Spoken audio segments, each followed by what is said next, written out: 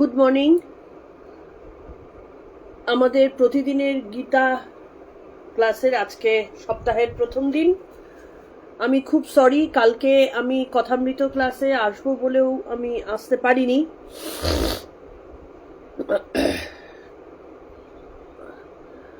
আমাকে কেউ একজন একটুখানি যে কেউ এসে থাকো, আমাকে একটু মনে করিয়ে দাও জাস্ট যে আমাদের কতখানি গীতারটা হয়েছিল।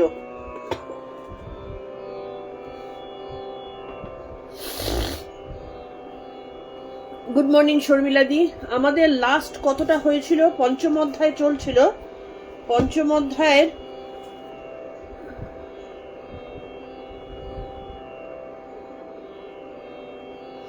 13 না 14 কত দূর হয়েছে আমাকে একটুখানি জাস্ট মনে করাতে পারবে?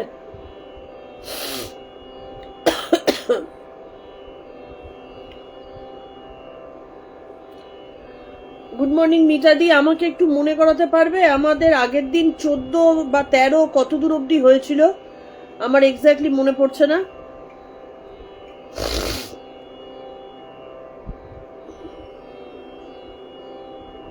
নবদ্বারের কথা বলেছিলাম সেটা মনে আছে, 14 নম্বরটা করেছিলাম কিনা আমার ঠিক এক্স্যাক্টলি মনে আসছে না। 14 কি হয়ে গিয়েছিল না 14 আমরা শুরু করেছিলাম?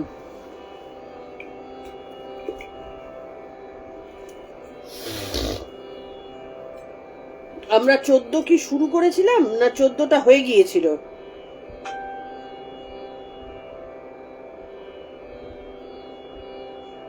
মানে আমরা কি আজকে 14 পড়বো? 13 অবধি হয়েছিল।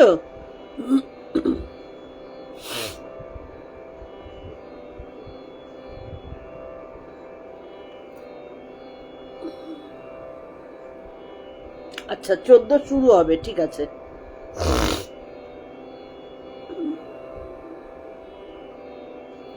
ও আজকে তাহলে মানে 14টা একটু রিপিট করে আবার তারপরে সম্ভব হলে যাব আর কি।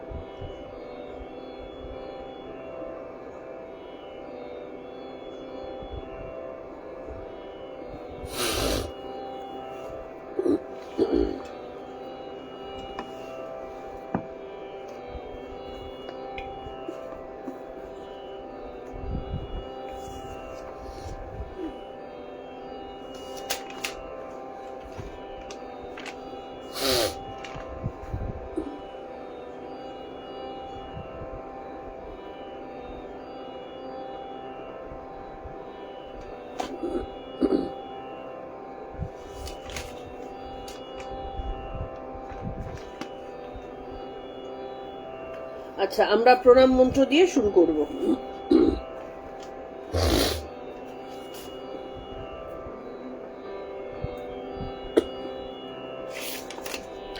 আমাদের চলছিল গীতা পঞ্চম অধ্যায়। আমি নিজে ভুলে গিয়েছিলাম, আগের দিন আমাদের 14 কিছুটা স্টার্ট করেছিলাম।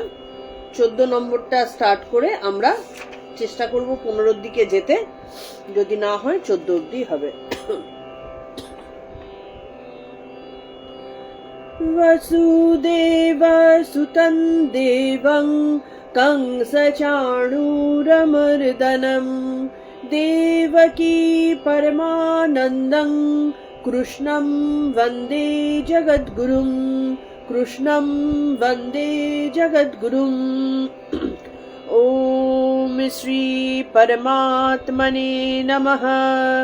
श्रीमद्भगवद्गीता अथ पंचमोऽध्यायः। अर्जुन उवाच सन्न्यासं कर्मणां कृष्ण पुनर्योगं च शांससि यच्छ्रेययेतयोरेकन् तन्मे ब्रूहि सुनिश्चितम्। श्रीभगवानुवाच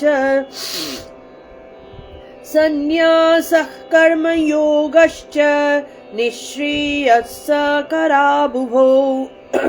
तयस्तु कर्मसन्न्यासात् कर्मयोगो विशिष्यते। ज्ञेयस्य नित्य सन्न्यासी यो न द्वेष्टि न काङ्क्षति निर्द्वन्द्वो हि महाबाहो सुखं बन्धत् प्रमुच्यते सांख्ययोगौ पृथक् बालः प्रवदन्ति न पण्डितः एकमप्यास्थितः सम्यग् उभयोर्विन्दते फलम् यत् सांख्यैः प्राप्यते स्थानं तद्योगैरपि गम्यते एकं सांख्यै च योगै च यः पश्यति स पश्यति सन्न्यासस्तु महाबाहो दुःखमाप्तुमयो गतः योगयुक्तो मुनिर्ब्रह्म न चिरेणाधिगच्छति योगयुक्तो विशुद्धात्मा विजितात्मा जितेन्द्रियः सर्वभूतात्मा कुर्वन्नपि न लिप्यते नैव किञ्चित् करोमीति युक्तमन्येत तत्त्ववित् पश्यै शृण्वन् स्पृशन् जिघ्रन् नश्नन् गच्छन् स्वपन् शशन्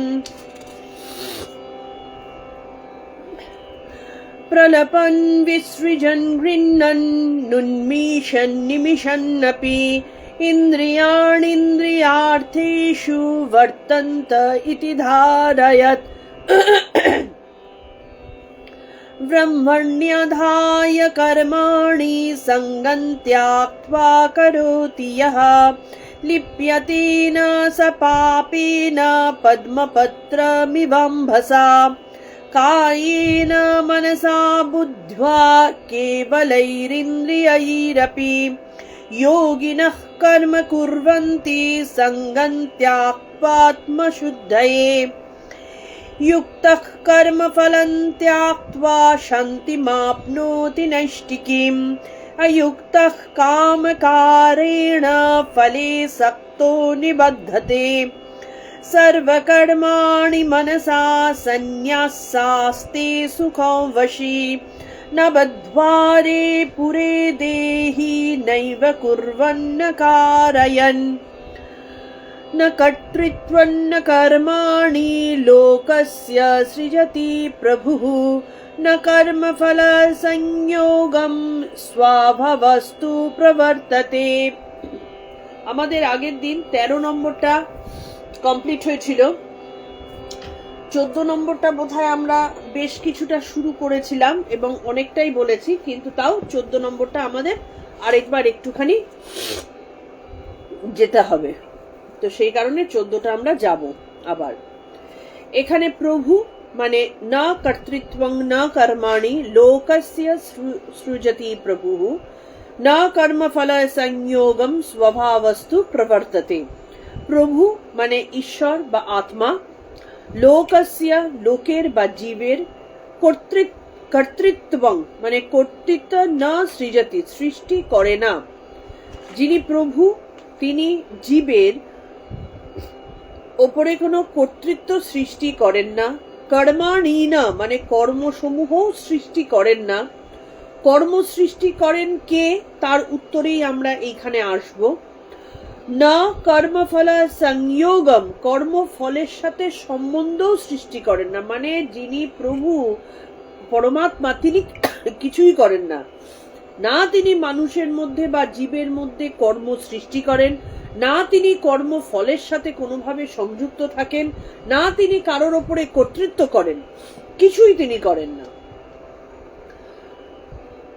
কিন্তু স্বভাব অবিদ্যাস্বরূপ প্রকৃতি বা মায়া প্রবর্তিত হয়।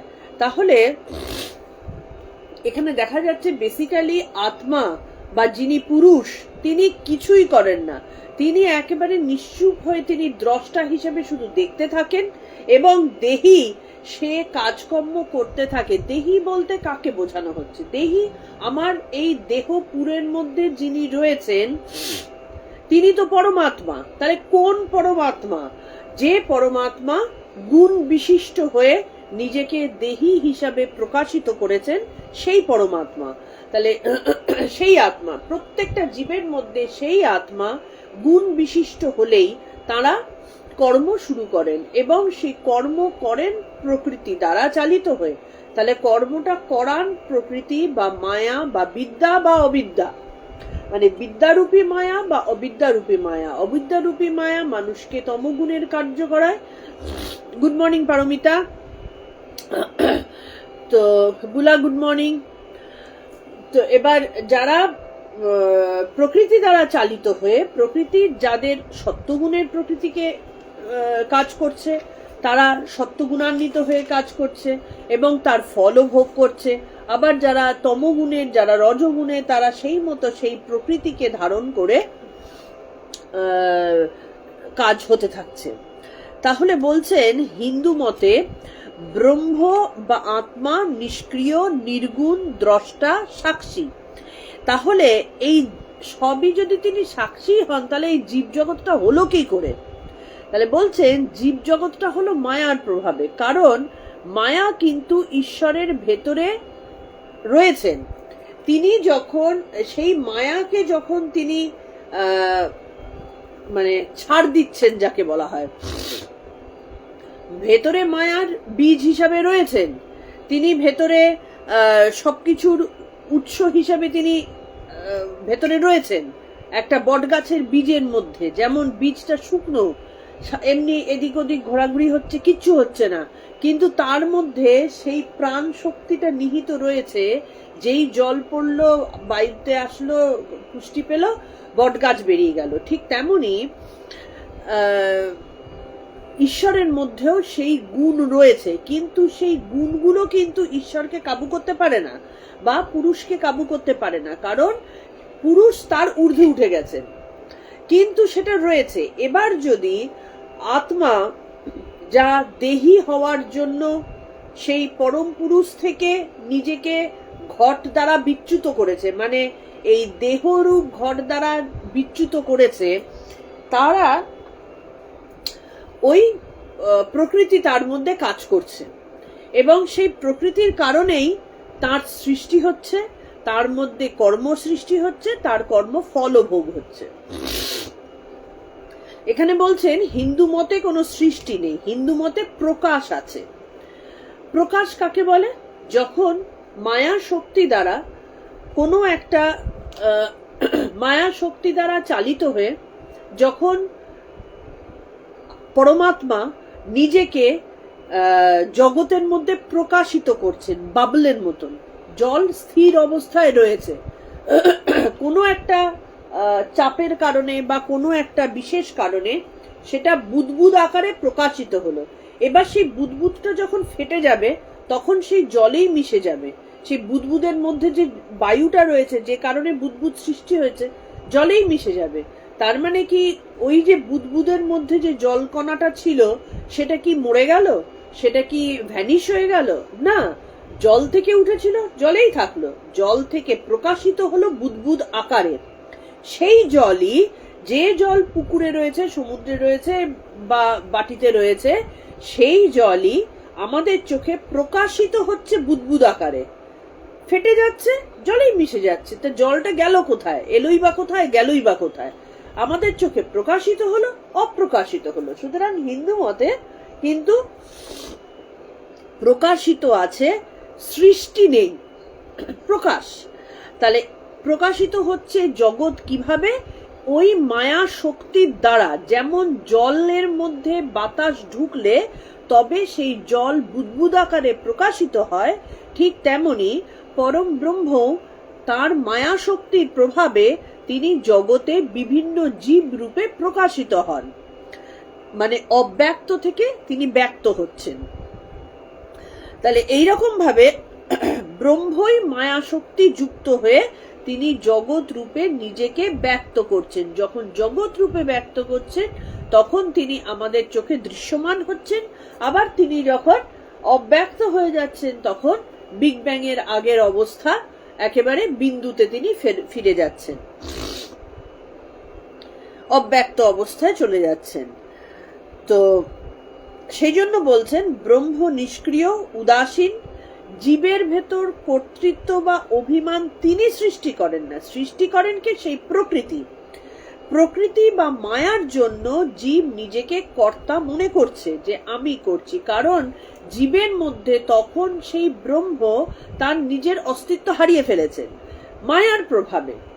কিন্তু অ্যাকচুয়াল পরম ব্রহ্ম রয়েছেন, কিন্তু জীবের মধ্যে যখন ওই ঘটস্থ জল, ঘটের মধ্যেকার জল, যেমন পুকুরের মধ্যে জল রয়েছে, আমি একটা ঘটি চুবালাম, এবার ঘটির মধ্যে যে জলটা ঢুকলো সেই জল পুকুরের জলের থেকে সামান্য একটু পার্থক্য থাকলো, হয়তো সেই পুকুরের জলের মধ্যেই ঘটিটা রয়েছে, কিন্তু একটা ঘটের আবরণ পুকুরের জল থেকে ভেতরের জলটাকে আলাদা করেছে। ঠিক তেমনি এইভাবে একটু চিন্তা করলে আমাদের সাথে ব্রহ্মের সম্পর্কটা ভালোভাবে বোঝা যায়। পুকুরের জলের মধ্যেই ঘটি রয়েছে, আমরা সেটাকে চুবিয়ে জল ভর্তি করলাম, ঘটিটা পুকুরের জলেই থাকলো, তাহলে আমরা একটু আলাদা করতে পারি পুকুরের জল আর ঘটির জল, কিন্তু ঘটিটার যখন গলায় গলায় উঠে আসবে দেখবি দুটো জলই এক। কিন্তু যখন ওই ঘটির তলার দিকে যাবে, ওই ঘটের পাত্রটা দিয়ে পুকুরের জলের থেকে আলাদা করা হয়েছে। ঠিক তেমনি আমাদের পরম ব্রহ্মের সাথে সম্পর্কটা সেই একই, যখন ওপরে উঠে যাবে তখন দেখতে পাবে সব এক, কিন্তু তার আগে অবধি এই দেহ নামক ঘট দ্বারা আমাদের পরমাত্মার সাথে একটা ডিস্টেন্স তৈরি করে হয়ে গেছে। এবার যদি পুকুরের জলের ঘটের জল মনে করা শুরু করে যে আমি একটা বিশাল কেউকেটা, আমি পুকুরের থেকে আলাদা, ঠিক তেমনই হয়েছে আমাদের অবস্থা। এই পুকুরের জল থেকে আলাদা মনে করছে ঘটির জল, কার কারণে? ওই ঘটিটার কারণে। তাহলে ঘটিটাই হচ্ছে যত নষ্টের গোড়া। ঠিক তেমনি আমাদের সাথে পরম ব্রহ্মের এই যে পার্থক্য আমরা মনে করছি, এই মনে করার কারণ হচ্ছে এই প্রকৃতি।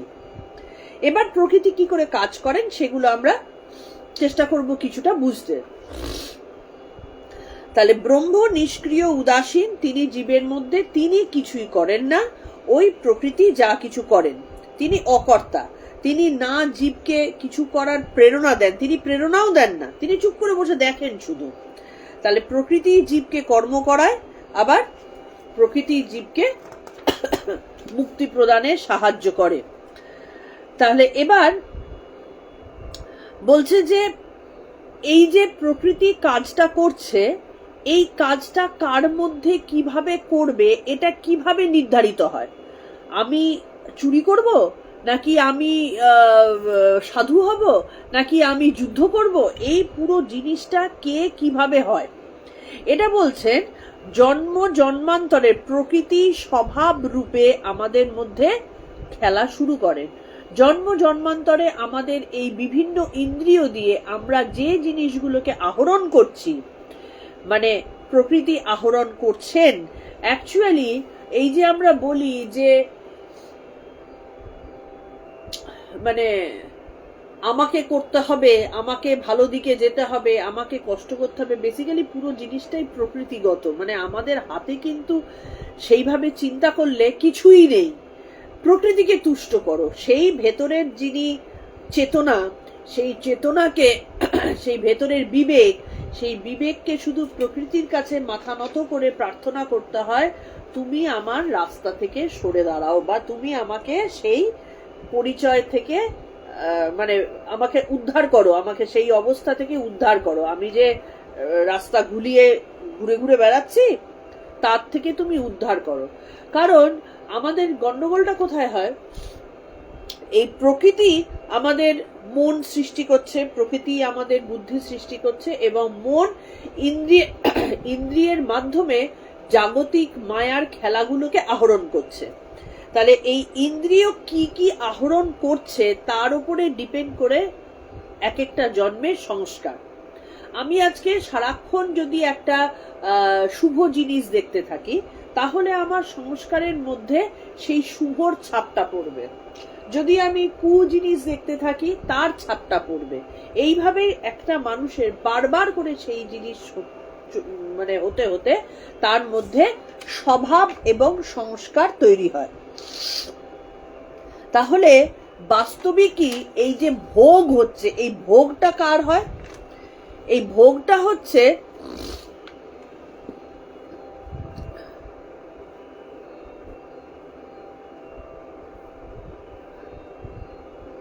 হ্যাঁ, এই ভোগটা হচ্ছে এই প্রকৃতির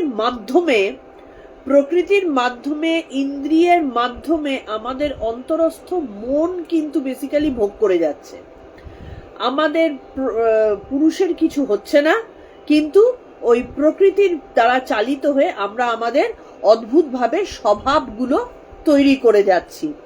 তো তাহলে এখানে বলছেন, অবিবেকী সংসারী জীবের জ্ঞান অজ্ঞানে আচ্ছন্ন বলে আমি করি, আমি করাই, আমি ভোগ করি, এই বোধগুলো আসতে থাকে। কিন্তু অ্যাকচুয়ালি অনাদি অবিদ্যায় জীবকে পূর্ব সংস্কারের কারণে বিভিন্ন কাজে প্রবৃত্তি করে থাকে।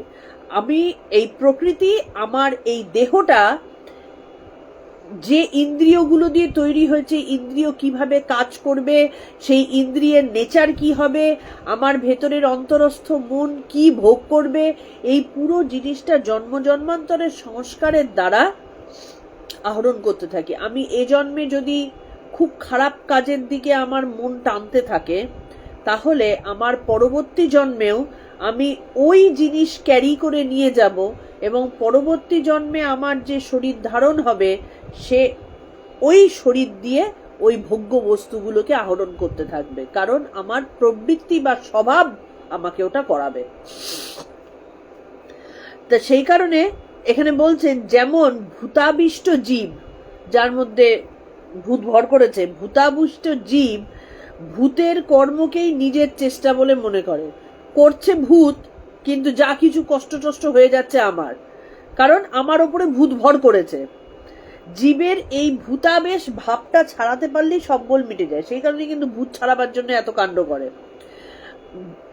ওই ভোগ করছে ভূত, বদমাইশি করছে ভূত, কিন্তু যেহেতু আমার ওপরে কায়েম করে ফেলেছে, সেই জন্য যত কষ্ট আমি পাচ্ছি। ঠিক তেমনি ভোগ করছেন, যা কিছু করছেন, সবকিছু প্রকৃতি করাচ্ছে, যত গন্ডগোল আমার হয়ে যাচ্ছে, মানে আমার অন্তঃস্থিত জীবাত্মার হয়ে যাচ্ছে। তাহলে স্বভাবই হচ্ছে সমস্ত কর্মের প্রবর্তক। যা আমার স্বভাব, তাই আমাকে কর্ম করাবে। আমার স্বভাব যদি ঈশ্বরের নাম গুণ কীর্তন করা হয়, তাহলে আমার স্বভাবের কারণে আমি আজ না হলে কাল, কাল না হলে পরশু আমার মুখ দিয়ে তাই বেরোবে। টিয়া পাখির কথা ঠাকুর শ্রীরামকৃষ্ণ সবসময় উদাহরণ দিয়েছেন।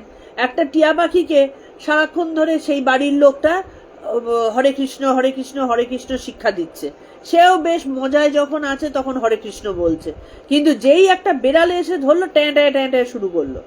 তার মানে কি, তার স্বভাবে আছে ট্যাটা করা। হরে কৃষ্ণ তার স্বভাব হয়নি, সে কোনো কারণে মানে সময়ের গুণে বা বাড়ির পরিবেশের গুণে সে হয়তো হরে কৃষ্ণ নাম বলছে বটে, কিন্তু যখন অবস্থায় পড়বে সেই রকম, তার কিন্তু আসল বেরিয়ে আসবে।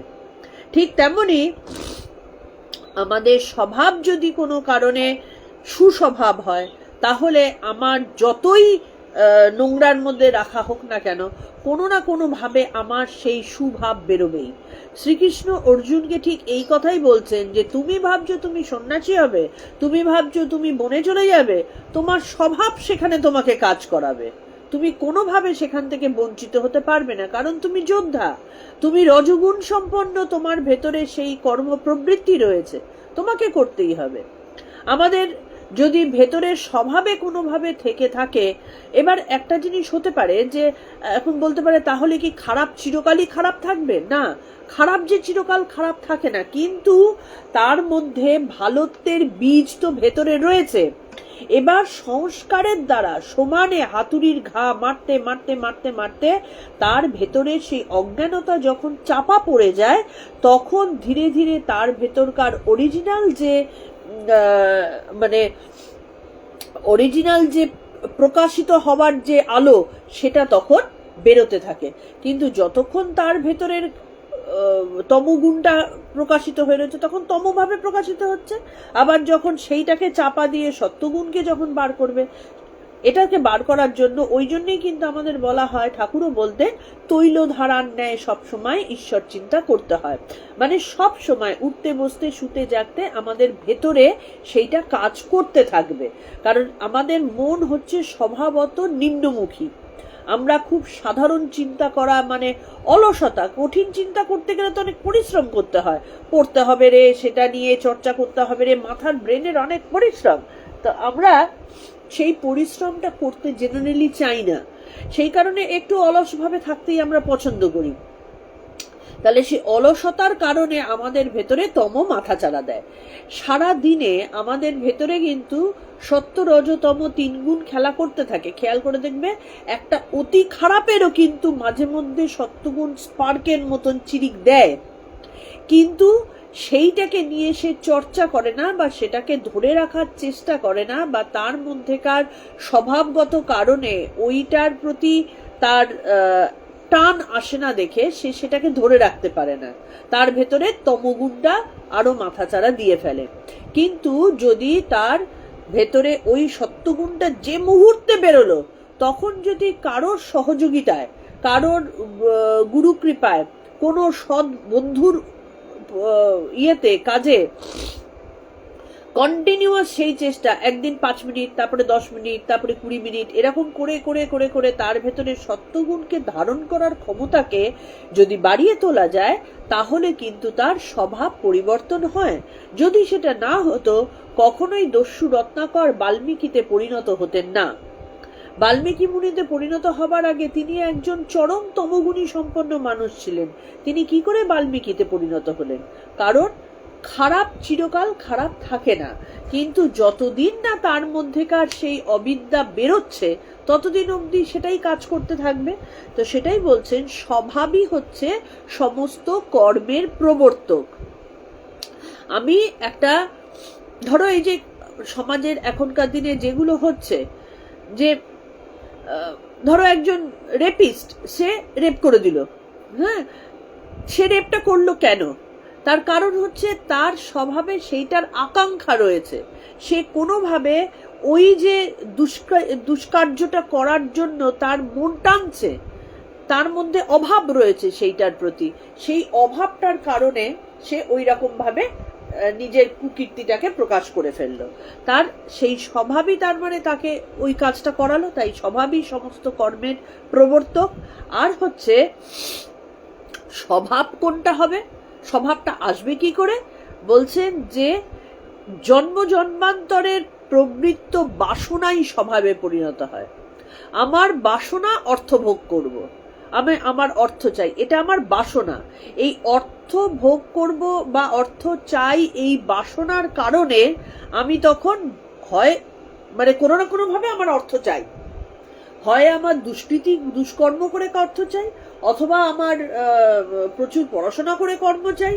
তাহলে আমার বিবেক, আমার স্বভাব আমাকে কোন দিকে নিয়ে যাবে, সেটা হতেই পারে আমি খারাপ দিক দিয়েও রোজগার করতে পারি, ভালো দিক দিয়েও রোজগার করতে পারি, ওটাও স্বভাব গুণে, পরিবেশের গুণে। মানে পরিবেশের, কোন পরিবেশে আমি জন্মগ্রহণ করছি, সেই পরিবেশ থেকে আমি কি নিচ্ছি, আমার প্রকৃতি দ্বারা আমার স্বভাব তৈরি হলো, আমার চাহিদা দ্বারা আমার প্রকৃতি তৈরি হলো। তাহলে এইরকম ভাবে একটার সাথে একটা পরপর যুক্ত থাকে, যে আমার চাহিদা যেটা, সেই অনুযায়ী আমার স্বভাব তৈরি হবে।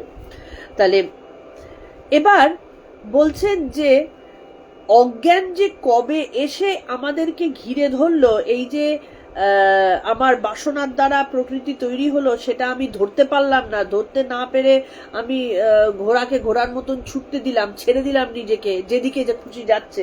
এই যে অজ্ঞানতাটা আমাদের মধ্যে এলো কবে, এই জিনিসটা কিন্তু কেউই বলতে পারে না, আসে ব্যাস এটুকুই।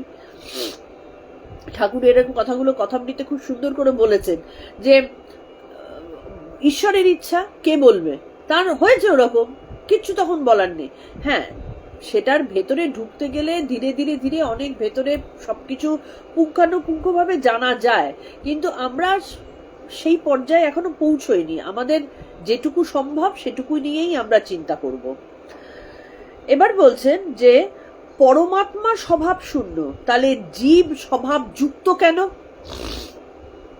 এটা কিন্তু অত্যন্ত রহস্যময় ব্যাপার, যে পরমাত্মার কারণে জীব তৈরি হলো, সেই পরমাত্মা নিজে থাকলেন স্বভাব শূন্য, তাহলে জীব হয়ে গেল স্বভাবযুক্ত। কেন? কারণ পরমাত্মা প্রকাশিত হয়েছেন জীব রূপে প্রকৃতি দ্বারা। তাহলে সেই কারণেই পরমাত্মার নিজের কোনো স্বভাব নেই, কারণ প্রকৃতি তার ভেতরে আছে, তিনি গিলে খেয়েছেন। কিন্তু তিনি যখন এই বাবলের মতন প্রকাশিত হলেন, তখন প্রকৃতিকে ছাড় দিলেন। মানে প্রকৃতি তো চরম ক্ষমতাশালী, তার ক্ষমতার তো অধিপতি নেই, তিনি সমস্ত ক্ষমতা নিয়ে তিনি বসে আছেন। তাকে কন্ট্রোল না করে তিনি যখন ছাড় দিলেন, তখন প্রকাশিত হলেন তিনি জীব রূপে, এবং তার ভেতরে গুণ ঢুকলো, কারণ গুণ না ঢুকলে তো প্রকাশিত হওয়া যাবে না। সেই কারণে এখানে বলছেন স্বভাব ঈশ্বরস্য প্রকৃতি ত্রিগুণাত্মিকা মায়া, মানে ত্রিগুণাত্মিকা মায়াই ঈশ্বরের প্রকৃতি। এই মায়াকে নিয়েই ঈশ্বর তৈরি। এই প্রকৃতি না থাকলে জগৎ সৃষ্টি হয় না, এবং জীবের বাসনাই তার প্রকৃতি। এই বাসনা না থাকলে জীবের সংসার হয় না, কারণ ঈশ্বর খেলা করতে চান, লীলা করতে চান, তিনি মজা করে দেখতে চান। যে আমরা যেমন বাচ্চা ছেলে আয়নার সামনে দাঁড়িয়ে কত এদিক ওদিক মুখ বেঁকাচ্ছে, নাক বেঁকাচ্ছে, হাত পা ছুটছে, কারণ কি? সে নিজেকে অন্যরকম ভাবে দেখতে চাইছে। অনেক সময় জোকারের মতন মুখ করে বাচ্চারা আয়নার সামনে দাঁড়িয়ে দেখে না? ঠিক তেমনি ঈশ্বর বালক ভাবাপন্ন, সেই কারণে তিনি নিজেকে আরেক রকম ভাবে দেখতে চাইছেন, তাই তিনি সেই সৃষ্টি করছেন, তাই তিনি প্রকৃতিকে সেই জায়গাটা দিচ্ছেন। তাহলে ঈশ্বরের সত্য রজ তম গুণই তার প্রকৃতি। এই প্রকৃতি সব কাজ করে থাকেন। ঈশ্বরেরও গুণ আছে, কিন্তু তিনি গুণের ওপারে থাকেন, গুণ তার মধ্যে খেলা করতে পারে না। এই গুণ নিয়ে জীব দেহ তৈরি হয়। তাহলে জীবেরও অনাদি জন্মকৃত সংস্কার বর্তমান জন্মের সমস্ত বাসনার মূলে রয়েছে। তাহলে এই যে বারবার করে জীবকে যে জন্মাতে হচ্ছে, কেন জন্মাতে হচ্ছে? কারণ প্রকৃতি দ্বারা তাড়িত হয়ে জীব যেহেতু ভুলে গেছে আমি আসলে কে, সেই কারণে সে তার সত্য অন্বেষণের দিকে দৌড়ায় না। আমরা কটা লোক আছি যে প্রতিদিন একেবারে নিয়ম করে আমাদের রাস্তা হারিয়ে গেছি বলে আসল বাড়িতে ফেরত যাওয়ার চেষ্টা করি? আমাদের বোধেই আসে না যে আমরা হারিয়ে গেছি, তার চেষ্টাটা করবো কি? কিন্তু কোনো না কোনো দিন এই বোধ আসবে, একদিন না একদিন আসবে, কারণ ওটাই প্রকৃতি। আজকে ভুলে গেছি, কালকে ভুলে গেছি, পরশুদিন মা বলে চিৎকার হবেই হবে। কিন্তু মাঝখানে তার অনেকগুলো জন্ম চলে যায়, এবং অনেকগুলো জন্মের কি বলে ফল আমাদের ভোগ করতে হয়, কারণ প্রত্যেক জন্মে আমরা কর্ম করে যাচ্ছি, তার ফল তো আমাকে ভোগ করতেই হবে। আমরা ভাবি যে আমাদের মানুষ জন্ম বা একটা জন্ম হয়েছে কেন, যে কোনো জন্ম হয়েছে কেন। অ্যাকচুয়ালি প্রত্যেকটা জন্ম হয় কিন্তু নিজেকে চেনবার জন্য। এবার নিজেকে চিনতে না পেরে আমরা কি করি, এমন কিছু কার্য করে ফেলি, সেই কার্যের ফলে আমাদের আবার অধোজনিতে যেতে হয়। তাহলে অধোজনিতে গিয়ে আবার আমাদের সেই নোংরার মধ্যে আমাদের থাকতে হচ্ছে, বা সেই অধসুর জিনিসগুলো পেতে হচ্ছে। কেন? শিক্ষার জন্য। ঈশ্বর কিন্তু শিক্ষা দিতে থাকেন যে তুমি চেনো, এইখানে এই কারণে তোমার হয়েছে, কিন্তু সেই চিন্তনটা তো সবার থাকে না। একটা গাধা হয়ে কেন জন্মালো সেই চিন্তা করার মতন অবস্থা তার মধ্যে নেই। কিন্তু যখন মানুষ জন্ম আসবে, ঘুরতে ঘুরতে ঘুরতে যখন মানুষ জন্ম আসবে, তার সেই চিন্তাটা দিয়ে, চিন্তা করার ক্ষমতা দিয়ে তার জন্মগ্রহণ হয়। কিন্তু আমরা কত বড় মানুষরূপী গাধা, যে মানুষের মতো বুদ্ধি পেলাম, মানুষের মতন ক্ষমতা পেলাম, চিন্তন পেলাম, চেতনা পেলাম, সব পেলাম, কিন্তু কোনো দিন আমরা ভেবে দেখি না আমিও তো হারিয়ে গেছি, আমার আসল জায়গা কোনটা। কিছু কিছু লোক চিন্তা করে, তখন তাদের মধ্যে হাকুপাকু লাগে, তখন তারা এই বিভিন্ন ধরনের শাস্ত্র চর্চা শুরু করছে, আবার সেই দিকে যাওয়ার জন্য তপস্যা শুরু করে আর কি। তো তাহলে বলছে যে জীবের বাসনাই তার প্রকৃতি, এবং এই বাসনা না থাকলে সংসার হয় না।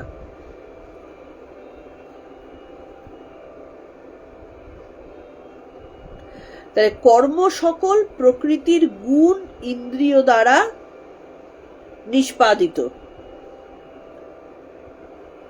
এবার সমস্ত কিছু যখন প্রকৃতির গুণ দ্বারা হচ্ছে, তাহলে মানুষ বদ্ধ হয় কেন? আমি তো কিছু করছি না, তাহলে জীব বদ্ধ হলো কেন? তার কারণ হচ্ছে ওই যে ইয়ের মধ্যে ঘুরে বেড়ানো বলে না, গোলক ধাঁধায় ঘুরে বেড়ানো, সেটা হলো কেন? কারণ হচ্ছে পাকামোর জন্য। আমরা মনে করি প্রকৃতি করাচ্ছেন, যে প্রকৃতিকে চেনবার চেষ্টাও করি না, কারণ চিন্তা করি না, তো চিন্তা না করলে আর চেষ্টা আসবে, বোধ আসবে কোথা থেকে? গন্ডগোলটা হয় অহংকার আমাদের বিমূঢ় করে দেয় এবং আমাদের মূঢ় করে দেয়।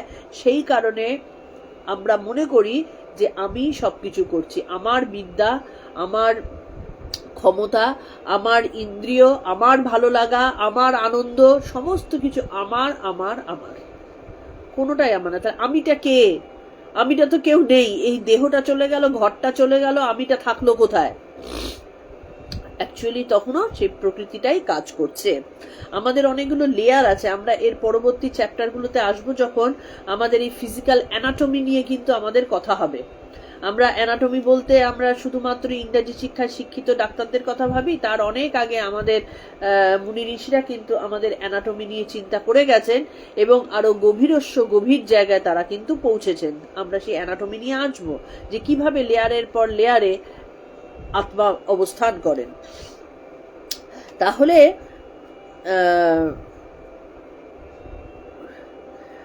ভগবান আর জীবের মধ্যে পার্থক্যটা কোথায়? আমাদের প্রকৃতি আমার সংসার তৈরি করছে, যেমন আমি যদি ভালো মেয়ে হই আমার একটা ভালো সংসার তৈরি হবে, ভালো ছেলে মেয়ে তৈরি হবে, সেরকম ঠিক তেমনি ঈশ্বরের প্রকৃতি কিন্তু ঈশ্বরের সংসার তৈরি করে। কিন্তু আমার আর ঈশ্বরের মধ্যে পার্থক্যটা কোথায়? আমি মনে করি এটা আমি তৈরি করেছি, ঈশ্বর মনে করেন এটা প্রকৃতি করছে, আমার কোনো দায়বদ্ধতা নেই। আমার ভেতরে 3টে গুণ আছে ঠিকই, কিন্তু সেই 3টে গুণের মতো খেলা করছে, আমার সাথে তার কোনো সম্বন্ধ নেই। এই দুটোকে আলাদা করতে পারেন।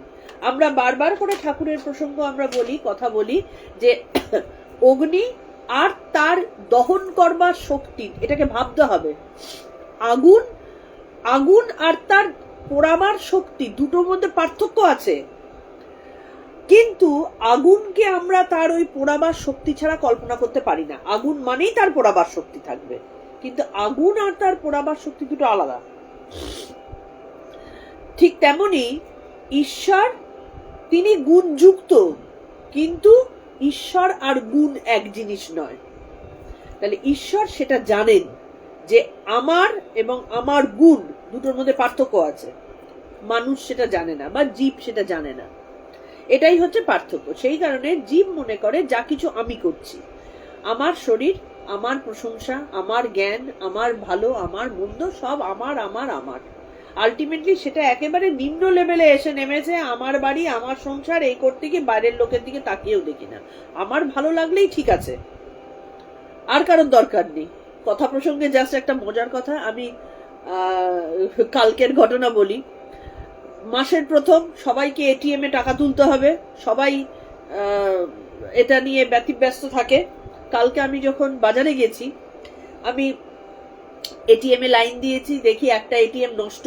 দ্বিতীয় এটিএম এ গেলাম, তার মধ্যে দুটো, তার মধ্যে একটাতে টাকা আছে আরেকটাতে টাকা নেই, সুতরাং লম্বা লাইন পড়েছে যেটাতে টাকা আছে। এবার হঠাৎ করে দেখলাম যে এক ভদ্রলোক আমার সামনেই রয়েছেন, তার সামনে তার এক পরিচিত আত্মীয় বা বন্ধু কেউ একজন আসলো, এসে অতখানি লম্বা লাইনকে ইগনোর করলো, করে তার সাথে দাঁড়িয়ে পড়লো, চলো আমরা দুজন একসাথে ঢুকে পড়ি। এবং ঠিক আমার সামনে আমি চুপ করে দাঁড়িয়ে মজাটা দেখছি। এবার দেখলাম সবাই ব্যস্ত হচ্ছে, কারণ সবারই তারা আছে। এবার লম্বা লাইন, অতিরিক্ত লম্বা লাইন, অধৈর্য লাগছে, গরম, সব দিক থেকেই একটু গন্ডগোল অবস্থা।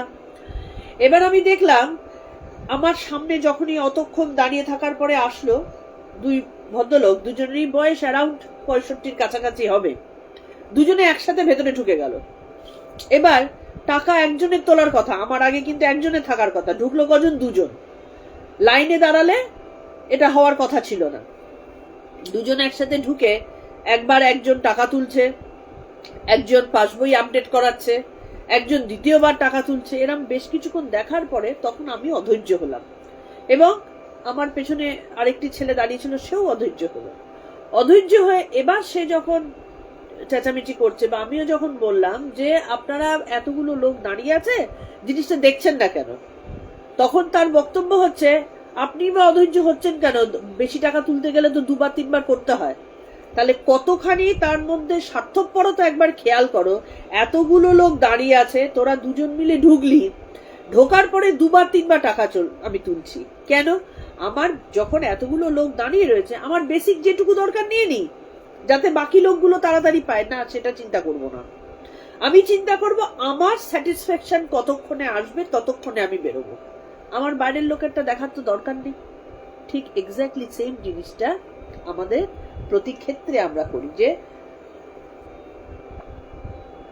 আমরা এত অতিরিক্ত আত্মকেন্দ্রিক হয়ে গেছি আমাদের স্বভাবের কারণে, যে আমি ছাড়া আর আমরা কিছুই চিন্তা করতে পারি না, এক বিন্দু চিন্তা করতে পারি না, যে আমার টাকা কমপ্লিট হবে তবে আমি বেরোবো, তাতে বাদবাকি লোকে পেলো কি পেলো না আমার দেখার দরকার নেই। এই হচ্ছে স্বভাব মানুষের। তো তাতে কি হলো, জীব হচ্ছে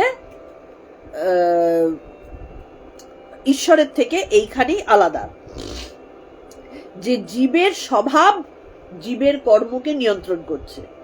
ঈশ্বরের ক্ষেত্রে কিন্তু তা নয়, ঈশ্বরেরও স্বভাব আছে, কিন্তু ঈশ্বর স্বভাবের দ্বারা চালিত হন না, তিনি স্বভাবটাকে দেখেন মাত্র। তার যদি মনে হয় এই স্বভাবটাকে আমি গিলে ফেলে অন্যরকম করে দেবো, এক ঝটকায় তিনি করে দেবেন।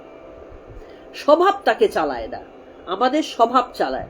আমরা পারবোই না স্বভাবের বাইরে যেতে। আমাকে যদি আজকে কেউ 2খানা হাতুড়ির ঘা মারে, আমি কিন্তু মানে আমার স্বভাব যদি থেকে থাকে ভীতু, আমি তাকে উল্টে তেড়ে কিছু করতে পারবো না, আমি সে ঘাটা খাবো, খেয়ে বড় বড় দুটো কথা বলবো। কিন্তু ঈশ্বরের যদি মনে হয় যে এই সময় আমার তমগুণ বার করতে হবে, তিনি ঠিক তমগুণ বার করে দেবেন, আমি পারবো না। তাহলে ঈশ্বর যখন দরকার হবে তখন তিনি তার মতন করে কাজ ঠিক করে দেবেন।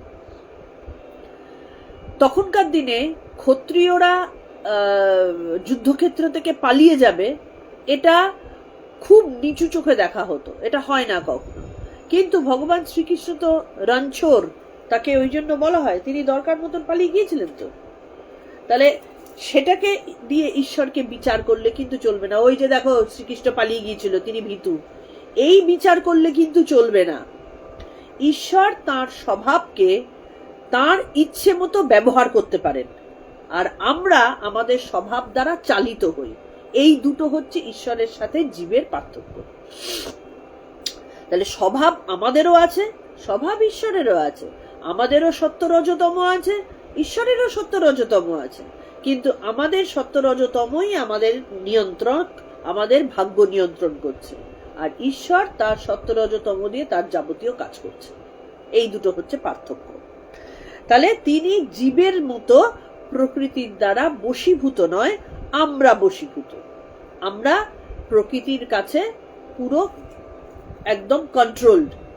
যিনি সাধক তিনি কি করেন, তিনি এবারে প্রকৃতি আমাদের উপরে কাজ করছে কিসের মারফত? প্রকৃতি মন সৃষ্টি করছে, মন সৃষ্টি হচ্ছে কিসের মারফত? তার শ্বাস বায়ুর মারফত মন সৃষ্টি হচ্ছে। তাহলে সাধক যিনি, তিনি কি করেন, এই শ্বাসকে সুষুম্নাগামী করে আমাদের যে মনের উৎপত্তি, মনের যে ওঠানামা, সেইটাকে তারা বন্ধ করে দেওয়ার চেষ্টা করেন। এটাই সাধনা।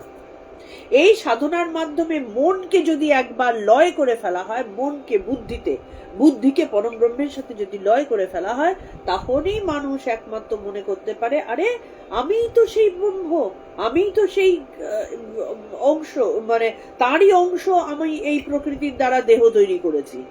তখন তিনি আত্ম উপলব্ধিতে মিশে যান।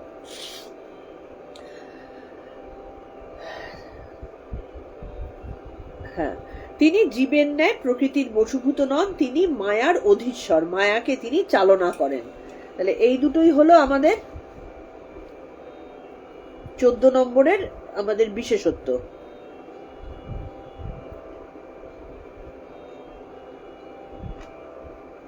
এই যে এখানে বলছেন যে স্বভাবযুক্ত আত্মভাবই হচ্ছে জীব। যখনই আত্মার সাথে স্বভাব যুক্ত হয় তখনই তিনি জীবে পরিণত হয়। তাহলে প্রকৃতি কি একটা অন্য বস্তু, আত্মা থেকে কি তিনি পৃথক? তা নয়। এখানে বলছেন যে জলে তরঙ্গ আছে, এই তরঙ্গ জলের একটি স্বভাব। তরঙ্গ থাকা জলের একটা স্বভাব, তরঙ্গ মানে জল নয়। তাহলে এই যে স্বভাবটা, জল এরম ঢেউ খেলতে পারে, এটাই হচ্ছে প্রকৃতি, ওটা জল নয়। ঠিক তেমনি আমাদের ভেতরে আমরা এই কাজটা যে করতে পারি, এই চিন্তা যে করতে পারি, এটা আমাদের স্বভাব এবং এটাই আমাদেরকে কন্ট্রোল করে। তাই বলছেন স্বভাবযুক্ত আত্মভাবই হচ্ছে জীব ভাব। এই জীবের সাথে প্রকৃতির এটাই সম্পর্ক।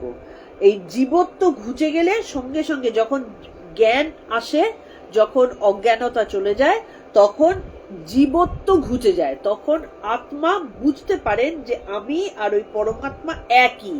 আমার মধ্যেকার ওই যে ঘটস্থ ব্যাপারটা, ওই ঘটের আবরণটাকে তিনি সরিয়ে দিতে পারেন।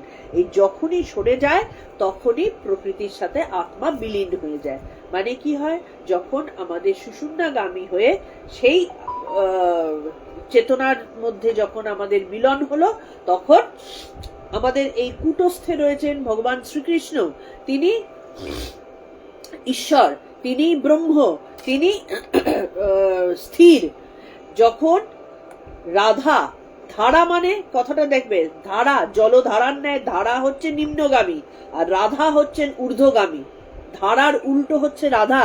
সেই রাধা যখন সুষুম্নাগামী হয়ে কূটস্থের চেতনার সাথে মিলিত হয়ে যাচ্ছেন, ভগবান আর শ্রীকৃষ্ণ এবং রাধার মিলন হলো, এবং ওটাই কিন্তু শিব ভাব। ওইখানে পৌঁছানোর জন্যই এত তপস্যা, কারণ তাতে আমাদের ভেতরকার ওই ঘটটা সরে গেল, ঘটের যে আবরণ সেটা সরে গেল, ভগবানের সাথে, পরম ব্রহ্মের সাথে সেই অংশের মিলন হয়ে গেল। তখন তাতে করে কি হয়, এর মধ্যে আবার সেই শিব ভাব জাগ্রত হয়। অতএব এখানে অর্জুনকে শ্রীকৃষ্ণ বলছেন, অতএব অর্জুন তুমি ক্রিয়া দ্বারা আত্মস্থ হবার চেষ্টা করো, মানে আত্মায় তুমি স্থিত হবার চেষ্টা করো, তাতে তোমার স্বভাব পরিবর্তন হয়ে যাবে এবং তোমার জীবত্ব ঘুচে শিবত্ব লাভ হবে। তুমি যুদ্ধটা করো, তার কারণ হচ্ছে ওইটা তোমার স্বভাবে রয়েছে, তুমি ওইটাকে পূর্ণরূপে কাজ করো, আমাতে সমর্পণ করে তোমার নিজস্ব আলাদা আমি করছি এই যে অহংবোধ, এইটাকে তুমি আর সাথে রেখো না। এটাই অর্জুনকে শ্রীকৃষ্ণ জ্ঞান দিচ্ছেন।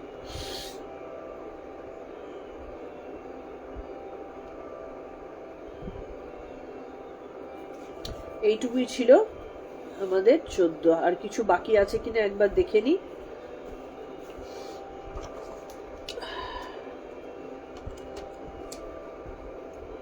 শুধু একটাই জিনিস এখানে বলে দিই, এই যে এখানে বলছেন যে পূর্বজন্মের কর্মফল সংস্কার হয়ে আমাকে কর্মের প্রেরণা দেয়, আবার এই কর্মই নতুন নতুন কর্মের সংস্কার গড়ে তোলে। এই সংস্কারই আমার স্বভাব। অনাদিকাল থেকে যে কর্মপ্রবাহ চলছে তা প্রকৃতিরই লীলা। এই প্রলয়কালে যখন আমাদের তো সৃষ্টি স্থিতি প্রলয়, এটা তো একবারের ব্যাপার না, মানে এটা কল্পান্তর ধরে চলছে। মানে একবার এই জগৎ সৃষ্টি হয়েছে আর একবারই শেষ হয়ে যাবে তা না, কিন্তু এরম জগৎ বহুবার সৃষ্টি হয়েছে, বহুবার আরো হবে। তাহলে যখন এই জগতের আবার প্রলয় ঘটবে, তখনও কিন্তু এই স্বভাব বা সংস্কার বীজ রূপে ভেতরে থাকবে। যখন আবার প্রকাশিত হবে, এই সংস্কারের দ্বারাই কিন্তু আবার প্রকাশিত হবেন। তাই বলছেন প্রলয়কালেও এই কর্মবীজ সংস্কার রূপে থাকে, সৃষ্টিকালে তাই আবার স্বভাব রূপে প্রবর্তিত হয়, নতুন কোনো কর্মের সৃষ্টি হয় না। যা ছিল তাই থাকে, সবই স্টেগনেন্ট। আমরা তার মধ্যে পাগলের মতন ঘুরপাক খেতে থাকি। আমরা ভাবি নতুন এই হচ্ছে আমার জীবনের মতন কষ্টের জীবন আর কারণ নেই, আমি যা কাজ করলাম সারা জীবনে এমন আর কেউ করেনি। যা তুমি আগেও করেছো, বহুবার করেছো। ভগবান শ্রীকৃষ্ণ অর্জুনকে বলছেন তোমারও বহুবার জন্ম হয়েছে, আমারও বহুবার জন্ম হয়েছে, পার্থক্য এই তোমার মনে নেই, আমার মনে আছে। তাই বলছেন প্রকৃতি ক্রিয়া শক্তির মূল, অবিদ্যা বা মায়া এই প্রকৃতি জীবের পূর্ব কর্মের সংস্কার অনুযায়ী নতুন কর্মের সৃষ্টি করে। চৈতন্যের সাথে কর্মের কোনো সম্বন্ধ নেই। যখন জ্ঞান হবে তখন এই যে অজ্ঞানতা, আমাদের না জানাটা, এইটা সব আবার ধূলিসাৎ হয়ে গিয়ে আমাদের পরম ব্রহ্মের সাথে মিলন হবে। এটা ছিল আমাদের 14 নম্বর। আমরা 15 নম্বরটা জাস্ট একটু শুরু করতে পারবো, কিন্তু 15 নম্বরটা শেষ করতে পারবো না আজকে।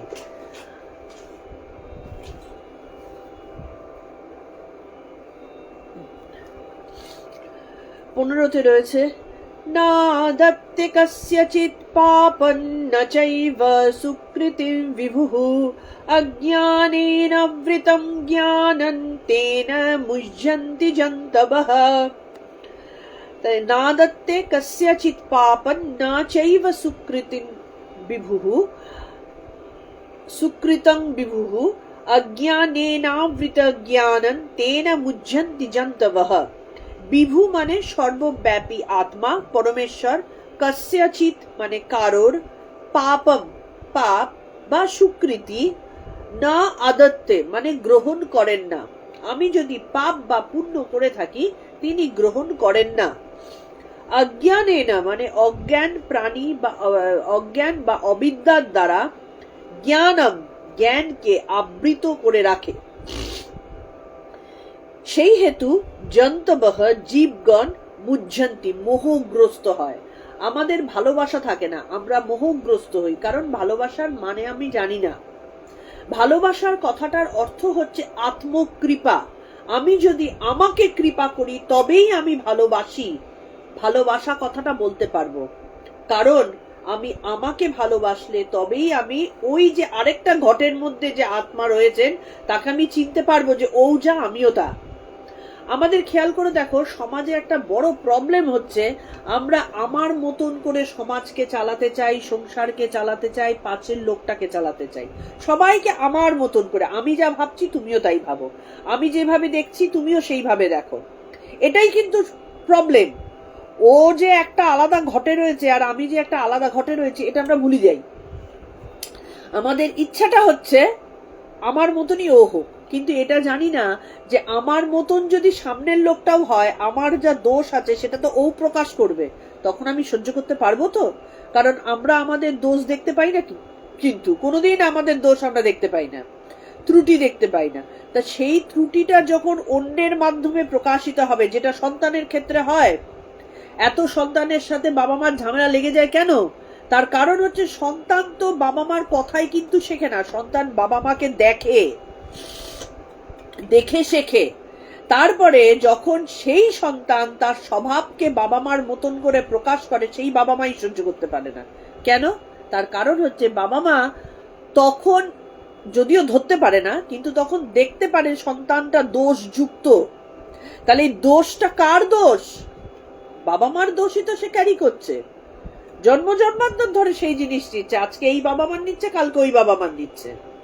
তাহলে আমরা কখনোই কিন্তু নিজেরটা দেখতে পাই না, অন্যের মতন করে নিজের মতন করে অন্যকে চালাবার চেষ্টা করি।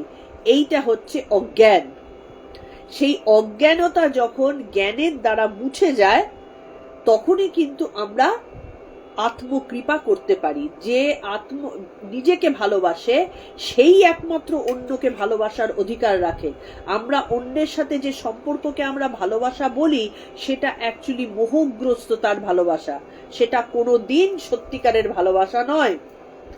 কারণ আমি চাইছি, মানে তার মতন করে আমি জিনিসটাকে দেখতে পারছি না, তার জুতোয় পা রাখতে পারি না, তার মতন করে ভাবতে পারি না। তাহলে কিসের ভালোবাসা? আমরা আমার মতন যখন দেখি তখন মনে করি তোমার সাথে আমার কি মিল, আমরা দুজনে একই, তবে আমি খুশি হলাম। যে এবার যেই একটু পান থেকে চুন খসলো, আমার থেকে একটু আলাদা হলো, ব্যাস সে আর ভালো না, তাকে সমালোচনার জায়গায় ফেলে দিলাম। তাহলে এটা তো ভালোবাসা হলো না। তাহলে আমি তখনই ভালোবাসা নামক বস্তুটাকে বুঝবো যখন আমি আত্মকৃপা করব। নিজেকে আগে কৃপা করতে হবে, তবে গিয়েছে ভালোবাসা মর্ম বুঝবে। এখানটাতে আমি এটার মানেটা শুধু বলে আজকে 15 নম্বরটা শেষ করে দেব, কারণ 15 নম্বরটা আমি আগামী দিন আবার ব্যাখ্যা করতে হবে। এটা ব্যাখ্যার কিছু মাত্র হবে না, জাস্ট মানেটুকুই বলবো যে সর্বব্যাপী আত্মা কারোর পাপ বা পুণ্য গ্রহণ করেন না। অবিদ্যা বা অজ্ঞান দ্বারা জ্ঞান আচ্ছন্ন আছে বলে জীব মোহগ্রস্ত হয়। তাহলে ব্রহ্ম বা ঈশ্বর আছেন বলেই সবকিছু হচ্ছে। তাহলে আমাদের কর্ম বা কর্মফলের জন্য প্রকৃতি বা স্বভাবকে কেন দায়ী করা হচ্ছে?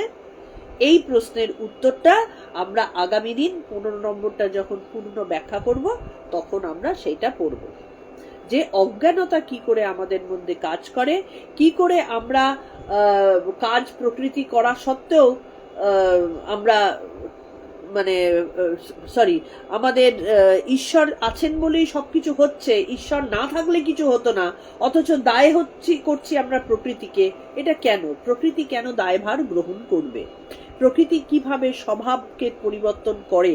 এই প্রশ্নগুলোর উত্তর আমরা পরের দিন 15 নম্বরে পড়ব। আজকে এটুকুই। যারা রেগুলার আসো তাদের প্রত্যেককে আমি রিকোয়েস্ট করব এগুলোকে, লাইভটাকে শেয়ার করো, যাতে আরো 5 জনে ইন্টারেস্ট পায়। আমাকে সমালোচনা করার জন্যও যদি ইন্টারেস্ট পায় তাহলে সেটাও ভীষণ আনন্দ পাবো, যে কোনোভাবে ইন্টারেস্ট পাক।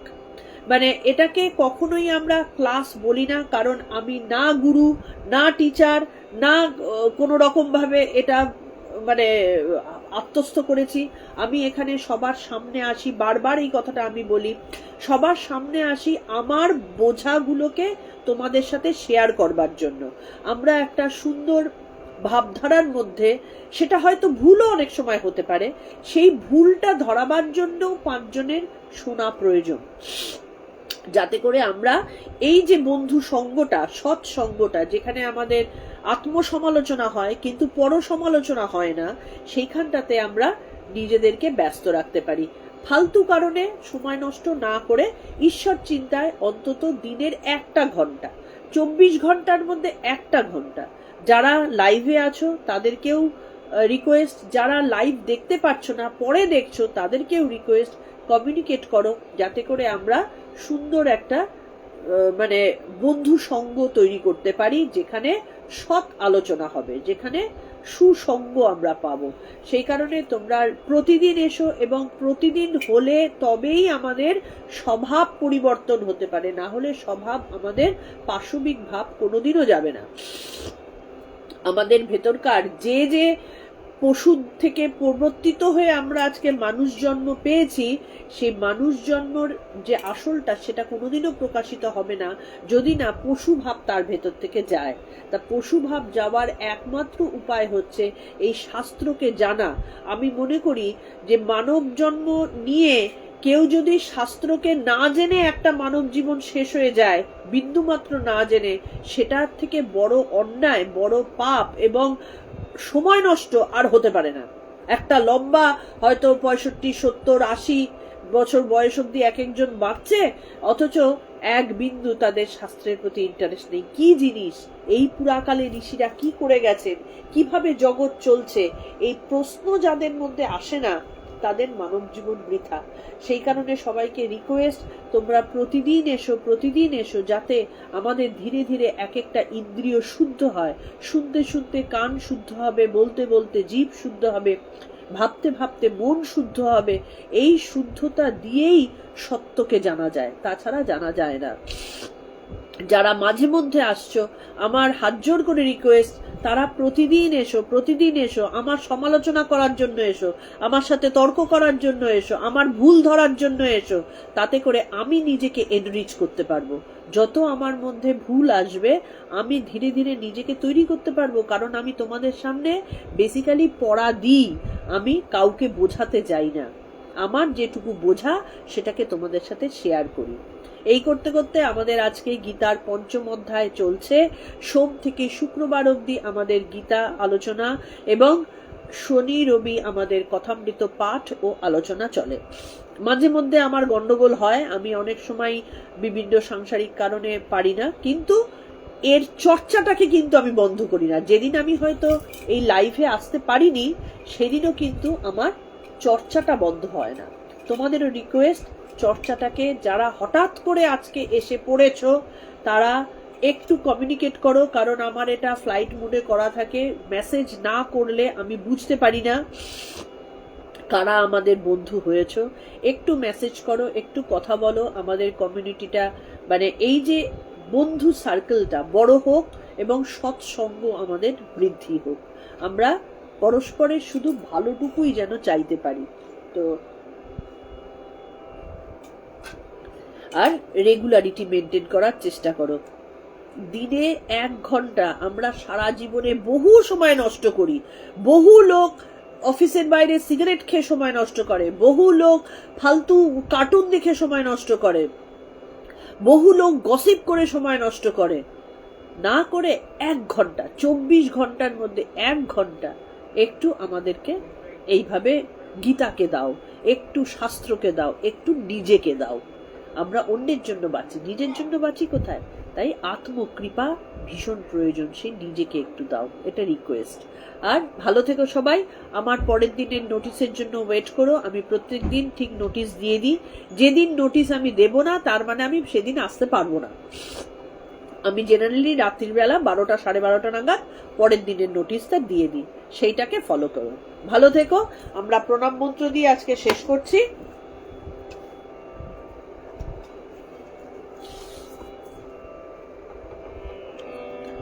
আজকে তাহলে আমাদের 14 কমপ্লিট হলো, 15 যা স্টার্ট হয়েছে, আগামী দিন 15 থেকে আমরা পড়ব। ओम तत्सदिति श्रीमद्भगवद्गीतासु उपनिषत्सु ब्रह्मविद्यायां योगशास्त्रे श्रीकृष्णार्जुनसंवादे कर्मसन्न्यासयोग नाम पंचमोऽध्यायः। ओम श्रीकृष्णार्पणमस्तु। ओम श्रीकृष्णार्पणमस्तु। ओम श्रीकृष्णार्पणमस्तु। ভালো থেকো সবাই, নোটিশের জন্য ওয়েট করো।